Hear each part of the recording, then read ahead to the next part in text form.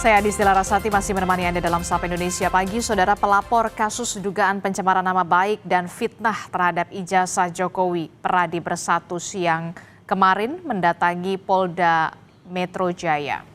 Mereka meminta penyidik agar segera menahan dan menyita alat bukti dari tersangka Roy Suryo CS. Selain mendorong soal penahanan dalam diskusi dengan penyidik, Peradi Bersatu juga meminta agar penyidik menyita semua alat bukti digital, termasuk buku Jokowi's White Paper yang diduga digunakan dalam penyebaran informasi menyesatkan tentang ijazah Jokowi. Sebelumnya, saudara, diketahui Polda Metro Jaya menetapkan ada 8 orang tersangka dalam kasus fitnah atas ijazah Jokowi. Penyidik juga menguatkan temuan ijazah sarjana milik Joko Widodo adalah asli berdasarkan hasil Puslap 4 Mabes Polri dan dokumen dari UGM. Ini dulu, Bang. Besok kalau diperiksa, apakah ditahan atau enggak nih? Terus saya bertanya kepada penyidik, saya boleh bermohon nggak? Boleh, Bang. Apa itu permohonannya? Permohonan secara lisannya bisa nggak sih dilakukan penahanan gitu? Ya sah-sah saja, Bang, kalau untuk permohonan penahanan dan lain-lain sebagainya. Yang penting satu hal, kata penyidik sambil bergurau, bercanda, mengatakan yang penting satu hal, jangan permohonan untuk dilakukan pembunuhan. Soal pemeriksaan Roy Suryo akan dilaporkan jurnalis Kompas TV Putri Oktaviani dan juga juru kamera Dedi Yosua dari Polda Metro Jaya. Selamat pagi, Okta. Okta, jadi jam berapa Roy Suryo ini akan diperiksa sebagai tersangka dan apa yang sudah disiapkan dalam pemeriksaan Roy Suryo kali ini? Apakah langsung ada penahanan atau seperti apa?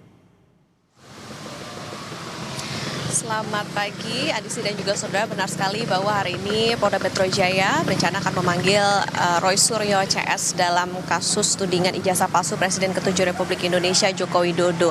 Tidak hanya Roy Suryo, Adisti, tetapi juga akan ada Rismon Hasiolan Sianipar dan juga Tifauzia Tiasuma atau Dr. Tifa. Pemanggilan hari ini rencananya dijadwalkan pada pukul 10 waktu Indonesia Barat.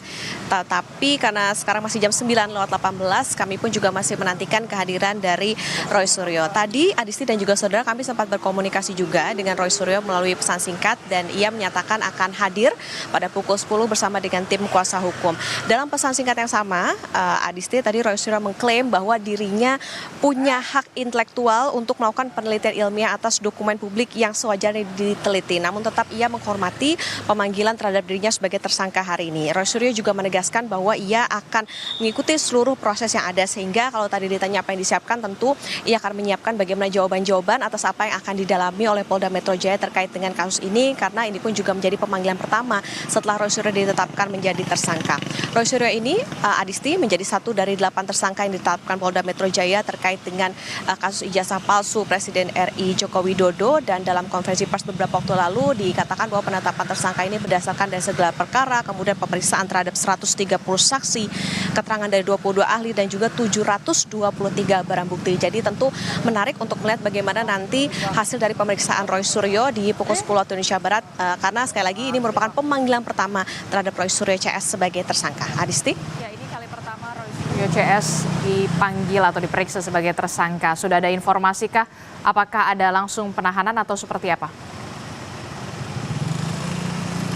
Ya, Adisti dan juga saudara, kalau kami memperhatikan dari hasil konferensi pers beberapa waktu lalu, ini juga sempat ditanyakan oleh awak media soal apakah langsung ditahan atau seperti apa. Tetapi yang dijawab oleh Kapolda Metro Jaya adalah sejauh ini yang dilakukan oleh penyidik adalah pemanggilan terlebih dahulu atau bersurat terlebih dahulu untuk nanti mendengarkan atau menghimpun keterangan terlebih dahulu dari Roy Suryo CS sebagai tersangka.